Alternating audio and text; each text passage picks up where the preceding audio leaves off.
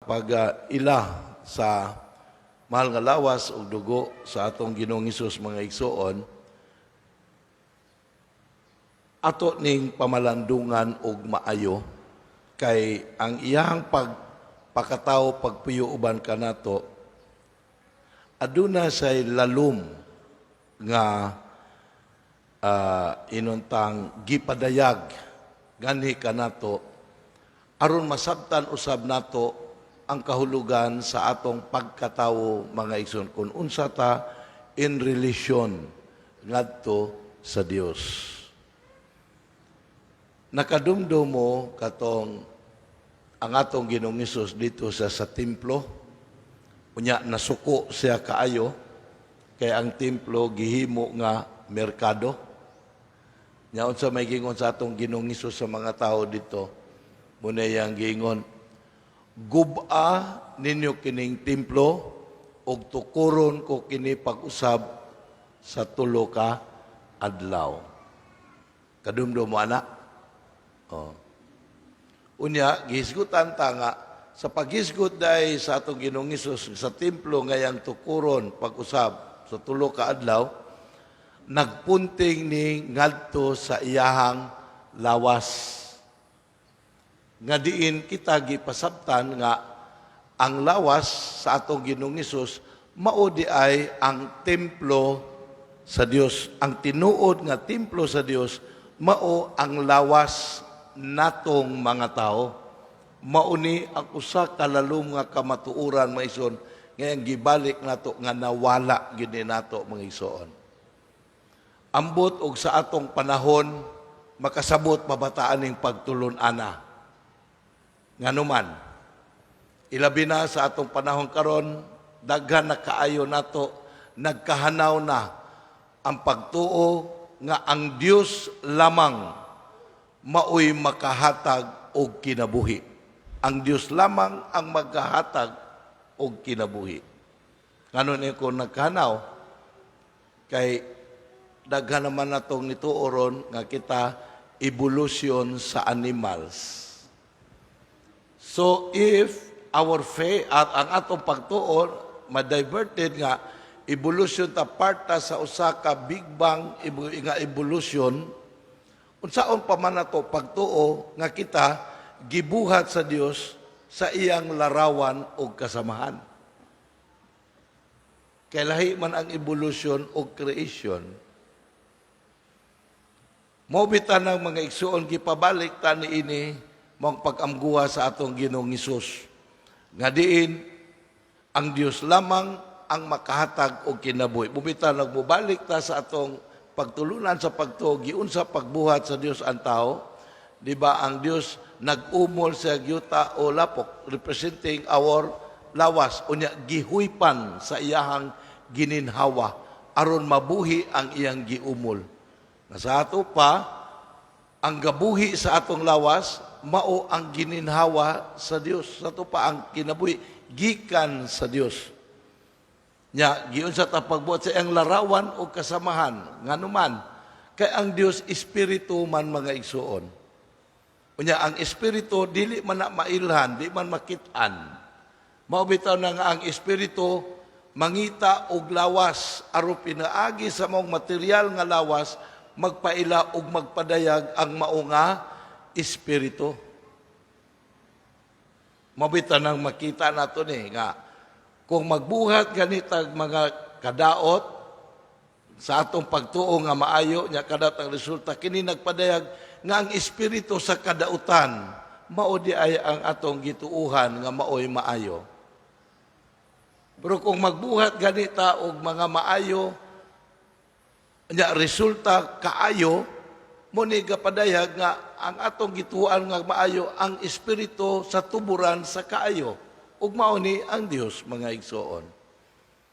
Mao na nga kun mutuo lang ta o gani mo ni atong balikon kay mao ni ang atong pagtuong mga Kristiyanos nga ang Dios lamang ang tuburan sa kinabuhi ug siya lamang ang tag-iya sa atong kinabuhi. Siya mahatag ug makakuha niini.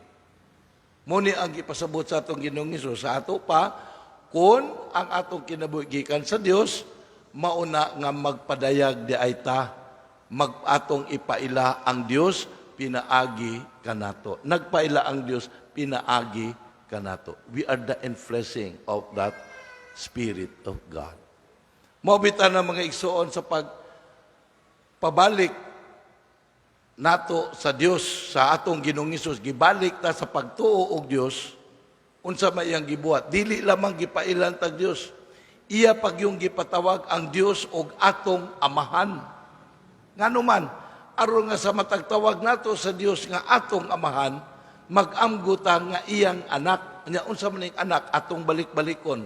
Di ba ang anak maunay nagpadayag sa iyang ginikanan? Mao nga kun ang atong gituan, ang Dios atong amahan sa atong ginikanan, nan atong kinabuhi gikan kaniya, muna ang atong ipadayag ang atong kinabuhing Dios nun. Ang pangutana ni ron, unsaon man pag kinabuhi nato sa kinabuhing Dios nun, mo nagitudluan ta sa atong Ginoong Hesus nga hulmaon ang usa ka kinaiya dinhi nato ug naa na sa atong pag-ampo kanunay. Unsa nga kinaiya man nga matuman ang iyang pagbuot. Nagaampo ta matuman ang imong pagbuot. Ngano man mga igsoon kaysa sa matag higayon nga magtuman ta sa kabubuton sa Dios, gapasabot nga atong gitugutan atong kaugalingon nga mahimong iyang larawan kay siya magpaila ug magpadayag sa kabuhatan, pinaagi kanato. Mao bitaw na nga kung magbuhat ta sa kabubuton sa Dios, mahimo tang mga anak sa Dios. Kay nagpaila man ta, nagpadayag sa atong ginikanan. Mao nga kun sa matag higayon nga magbuhat tag supak sa kabubuton sa Dios mga igsoon, atong ginigar, atong gidinay sa atong kaugalingon ang atong pagkaimahin sa Dios. Munang mag-amguta nga mawala na, mag-amguta nga walay Dios dinhi nato, muna di na ta kapadayag sa Dios, mahimo na tang anak sa kaaway sa Dios mga igsoon. Kaya unsa man ang kaaway sa Dios, kanunay gabuhat supak sa kabubuton sa Dios.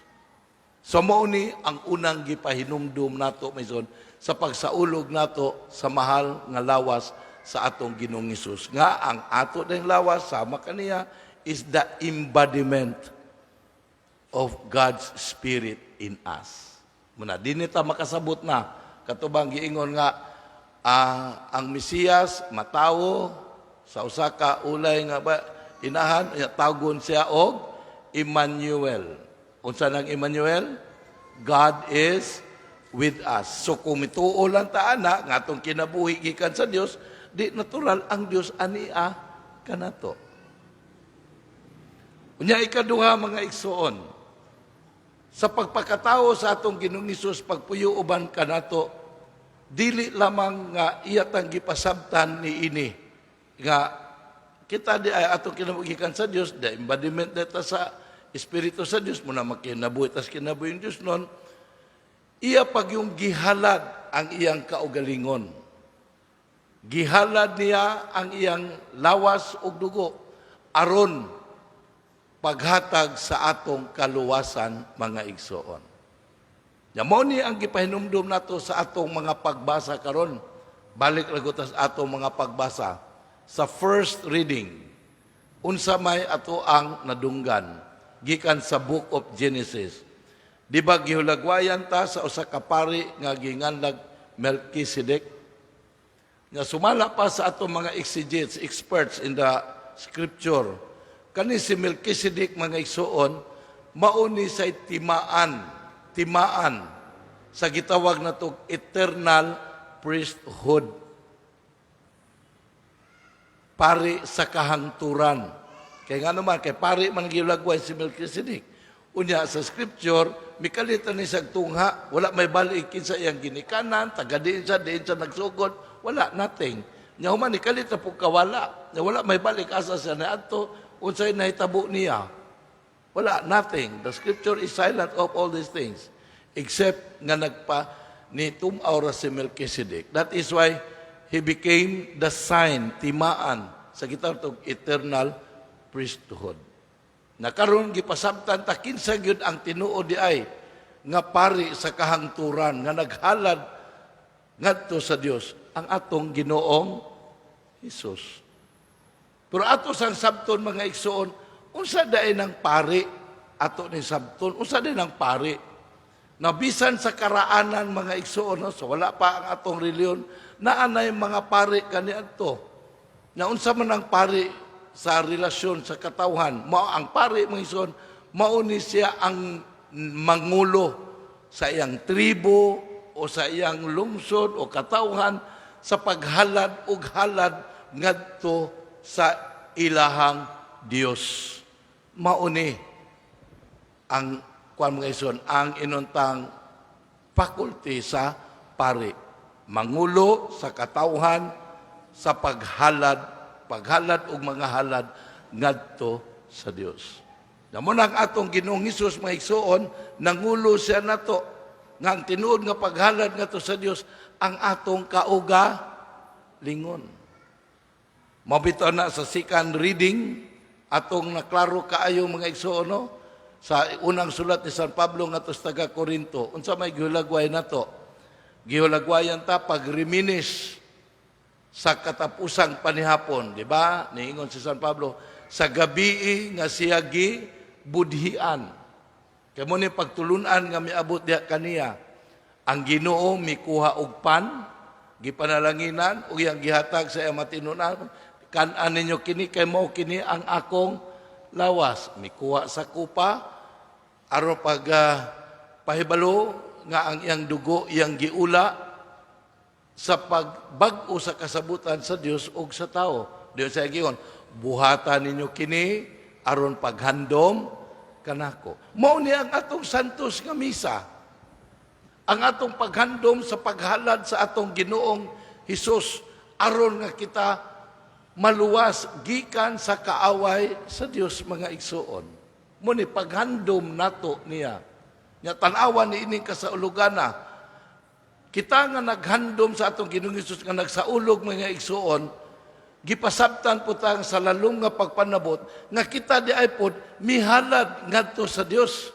Kita ang halad usab ngadto sa Dios.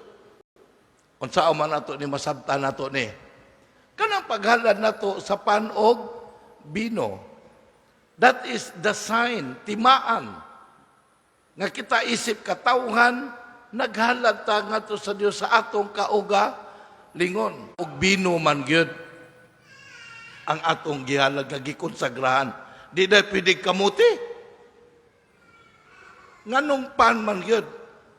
Aron masabtan nato ni mga igsoon, kanang pan hinimo sa harina. Dili ba? Wheat. Unya, kanang pan wala na mahulma sa usa ka lugas nga trigo. Daghang lugas mga igsoon. Aron mahulma ang pan. Muna timaan sa atong pagkakatilingban sa daghan nga lugas aron mahulma ang usa ka katawhan sa Dios. Nganong wa may pinatubo? Kana bang ang nganong di man pinatubo? Kana bang butang agsis? O tara? Yes, yes. Sis man. Sorry, stand corrected. Oh. Yes. Kana bang bisa ning yes? Na binisa anak. Basta kay para patubo. No. Nganong wa man butangi anak, nganong to sa santos nga misa paghalad nato usab sa atong kaugalingon, nagsugod gyud tag pangumpisal. Kabantay mo? Kanang atong generic confession, kanang kitag nagakumpisal ako sa Dios. Di human naghatag og absolution ang pare. Usa tumong anak aron nga makahalad tag tiunay nga halad ngadto sa Dios. Munang pure nga harina. Na pangutana, anong dili man pwede tang magkonsagrar og tanduay 5 years? Ngano mang dili pwede ng pundador, black label o bahal? Ngano mang gyud nga grape wine mga igsoon? Tungod sa iyang signs and symbol, kahulugan. Kaya ang grape wine, mga igsoon, di ka ka-extract og wine kung usara kaubas. Bantay mo? Daghan. timaan sa ato gyapong pagkakatawhan. Nya unsa man ang ubas, di ba ang tanom nga grapes, di ba naitag vine? Mo ni gingon ni atong Ginoong Hesus, I am the vine and you are the branches. So the sign and symbol is importante kaya na aron pagpalalong sa pagpanabot sa ato ang pagkabinon yagan unsa tang matang sa pagkakatawan.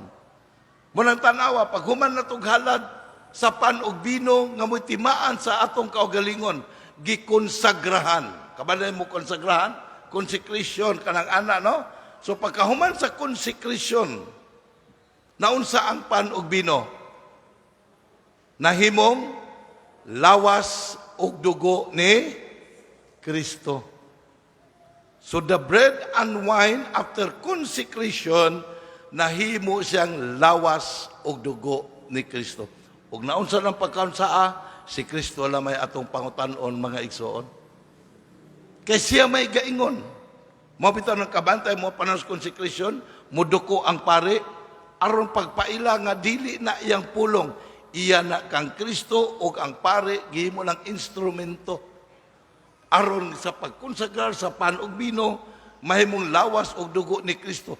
Pagpasabot natong mga binunyagan mga igsoon nga human ta makonsagrahi diya sa sakramento sa bunyag ato nang tuuhan. Kabantay mo ng bunyag, di ba? Dihugan og ulyum ang atong aliyok. That is consecration. Unsay gipasabot? Nga nahimo natang lawas mistiko ni Kristo. We become the spiritual body of Christ. Maubitaw ng mga igsoon, we call ourselves Christians. Nga naman, kaya ang Kristiyanos, mga igsoon, mauna sa ang embodiment ni Kristo. Unang pinaagi na ito mga Kristiyanos, mailhan o mahibalaan ang mga pagtulunan sa atong Ginoong Hesus, pinaagi ka na ito. But sad to say, my son, daghan kaayo nato karong mga binunyagan, wag gyud mahulma ni ining pagtulungan. Nya maura ba gyud ni ang gipanaad sa mga ginikanan panahon sa bunyag. Bantay mo, mga ginikanan na naad nga ang bata matutuon sa iyang pagtuo diya ni Kristo aron magkinabuhi siya sa maong pagtuo diya ni Kristo. Values nga mahulma niya nga makita sa kiniag pamatasan dili na ang iyang pagkatawhanon kundi si Kristo nga ani-ana kanato mga igsoon. Sumuni ang gipa hinumdum nato karon mga igsoon. Pagtuo, kung si Abraham ug ang iyang mga kaliwat magmatinud-anon ngadto sa Dios, magbuhat sa iyang kabubuton, panalanginan niya. Di lang panalanginan, mamahimo sila nga anak sa Dios. Mahimong anak niya. Sa ato pa, kung si Abraham ug iyang mga kaliwat dili magmatinud-anon sa Dios, so breach of covenant, mawala ang iyang pagkaanak sa Dios. Kaya dili naman siya magpadayag sa kinabuhi sa iyang ginikanan. Nya mao ni ang gibag-o sa atong Ginoong Hesus, mao nga pagtuuha sa atong kaugalingon mga igsoon. Mabita na nga aron nga mahimo tang maisama ni Kristo mga igsoon, ngunang mihatag atong Ginoong Hesus ang kaugalingon nga mamahimong pagkaon, manarista niya, munigisgutan sa atong ebanghelyo karon. Bantay ta, nga ang atong Ginoong Hesus kapakaon niya ang kalibuhan katawo. Ug sumala pa sa atong may exegetes, an anticipation sa kitawag Eucharistic food. Sa na Eucharistic food, kaning atong gikaon dinhi sa santos nga misa. Pero aron masabtan nato ni mga igsoon, mangutana sa ta, aritas atong kasinatian. Aron atong ma-appreciated, ngano magmukaon ta sa lawas ug dugo sa atong Ginoong Hesus. Mangutana ta, ngano man tang mangaon? Kamo mangaon mo? Oh. Ngano man tang mangaon para aron para asam na unsa may atong tuyo. Aron na ta mabusog sa kagutom kana ra gyud. Aron malig-on ta, ngano man aron masustain ta sa atong pagkinabuhi sa kalibutan. Asa man ta mo pa-sustain. Hangtod nga mawad-an ta sa ato ang kinabuhi. Munang mga unta. Nga sa ato pa kung gaginawa pa ta, munang normal kay mga unta, kay aron masustain ta, kay dili pa man mo pundo atong pagginawa. Am I right? So that is the purpose of eating. Aron ta masustain. Pero natong mga Kristiyanos, mga igsoon, nausap man ang atong pananaw. Ngano man, kay mituo man ta sa pagtulunan ni Kristo nga ang atong kinabuhi pagbiya sa kalibutan di man maoy katapusan sa tanan. Adto na may kalibutan nga atong pagkatan sa kinabuhing dayon. Kang Kristo na nga pagtulunan, nga ato nang gidawat diya sa bunyag. Unya gitataw o giklaro sa atong Ginoong Hesus, wala ta niya hadluka. Gituganan ta sa tinuod nga sa kalibutan sa kinabuhing karong gutlua, padulong anang atong langit nga pangandoy. Kinahanglan masustain ta, kay otherwise og dili ta masustain, dili ta kaabot anang mao nga direksyon. Am I right? So unsaon man nato pag-sustain? Munang mukaon ta sa kalanon nga makahatod nato niya ng kinabuhing dayon. Nga asa man nato na makit-e. Dini sa Santos nga misa. Kay kanang atong pagkaon nga gipalit sa Robinson, sa merkado, dili na makapalangit nato mga igsoon. Sige tagkaon na, sige po tagutumon. Hindi ta matagbaw. Katulor ta mukaon, mahimo naman noong kapulo. Asa man ang matuod nga kalano, niya ang katagbawan mga igsoon. Ang atong Ginoong Hesus-Kristo mo na mga lawat aron masustain ta. Mo bitaw na ang unang balaod sa simbahan. Unsa man unang balaod sa simbahan? Nga talang sakop ani simbahan na manimba sa tanang adlaw Domingo ug pistang iglilihi. Ngano mang manimba ta aron makakaon ta sa matuod nga kalanon nga mo'y magdala nato maghatod sa kinabuhing dayon. Pero subong pamalandungon mga igsoon, wa ni masabti sa atong panahon ron. Munang bason lamang nga kamo nga nakadungog ni ini, mutuog makasabot atong sultihan pod ang uban. Aron masustain sila sa ilang panaw mga igsoon. Kitanawa, unsa may mga rason, usa sa mga hinungdan mga igsoon, nganong di kasimba ang tawo, madomingo, tungod sa mga kabalaka ning kalibutan na. O gani kung nakasimba mo gahapong adlaw may isod, nindot kayo ang Ebanghelyo gahapong adlaw.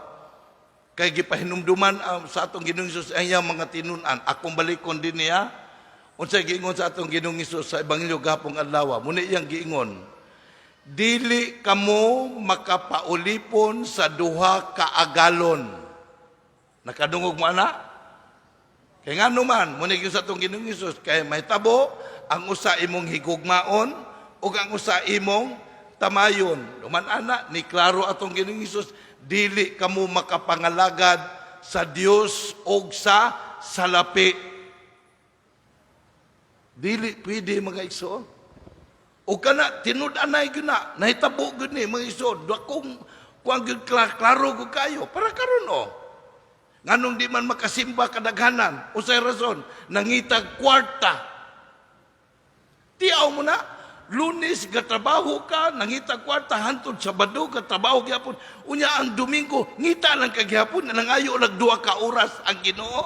Di pag yun na to ikahatag. Ingon niya na kagamhanan ang kwarta mga igsoon, karong panahon na. Mao ba? Tanawa, mga binunyagan, nagapalangit kuno, pero wala mahadlok, maimpirno. Kay kusog kayong nanawat o kwarta panahon sa eleksyon, katulang may agi ba? May aging eleksyon, pagkadaghan ang nanawat. Bisan tuod o di na tinuod, kuha na ka, sikreto ra kunuhay. Wa mahadlok maimpirno. Basta lamang naay kwarta, kahakog sa kwarta mga igsoon. Nauban mo ay wala man na mo ni pangayuha pa din. Kuan man, gihatod man. Yang anong di man ni mo iuli. Usik magod po. Paita na. Nya kanang magpakabuhi sa kwarta bisan mo na yung mga tao nga nagpakabuhi ning kalibutan na. Mo bitang gahapon adlaw mingon atong Ginoong Hesus, nganong mabalaka man mo sa inyong pagpuyo sa kalibutan, nganong mabalaka man unsa inyong kanon. Tanawa ang mga langgam, wala na sila maghago aron nga makapundo sila mga matuktok nila, wala. Giatiman magani sa Dios. Kamu pa ka, kita pa ka nga iyang mga anak. Manaygon sa atong Ginoong Hesus may soon. Nganong mabalaka mo sa inyong kanon ugma. Nga kanang ugma, wa pa man na mahitabo, di pa man na tinuod. Would you agree with me? Ang ugma, dili na tinuod mga igsoon, ang tinuod ang karon. Kanabang namo di galingkod, di ako di kasulti, mo ni say tinuod. Na unsay may tabo na to humas misa, wa pa tanay balo di pa na tinuod. Pero unsa may maka-asa man ta human ani, kung unsa ta karon mga igsoon mo ni nagdiktar. Mo ni nagdiktar. Nasa ato pa o magmisa, makadungog mo yung ha? Si Monsignor Buhol nawala na. Salamat sa Dios. O di man ta kay bulo na kay wa ta kahibalo. Kisa may nahibalo. Kitang tanan, mahanaw mo kita. Wapay ka ni siguro kamo ba? Buyag, Monsignor. Pero, ang pangutana ng mga igsoon, kanaamang kay kinabuhindahin, asa man taan na, langit, impirno, unsa may gadiktaran na, ang karon. Mauni ang real mga igsoon. Kung kapalangit ka, today, muna ato ang tanawon. Muna gingon sa atong Ginoong Hesus mga igsoon. Muna mga igsoon ini nga adlaw sa ato nga pagsaulog karon sa atong pag-ila sa mahal nga lawas ug dugo sa atong Ginoong Hesus nga gapahinumdum usab sa ato nga pagkaanak sa Dios mga igsoon. Dinhi unta una, dinhi malig-on ang atong pagtuo, pagsalig nato sa Dios ug atong tuuhan nga sama sa atong Ginoong Hesus sa kamaturan gipadayon nato. Kita day usab mao ang indwelling sa Espiritu sa Dios. Aron unta dinhi mag-amgo ta, maningkamo ta nga magkinabuhi isip mga anak sa Dios.